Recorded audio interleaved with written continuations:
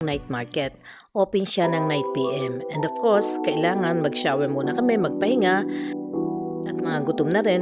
Puro mga kabataang lalaki ang kasama namin, kaya kailangan ng mga ito ng energy, kailangan ito ng carbohydrates.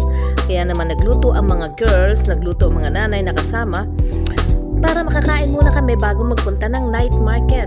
O ayan, makikita nyo, talagang kagulo ang pagkain, hindi na halos kami umabot. Yung mga oldies, pahinay-hinay pa. Ito ang some views na makikita nyo sa Baguio. Anyway nga pala, malamig nung gabi. And eto ang ganda ng view sa outside ng apartment namin.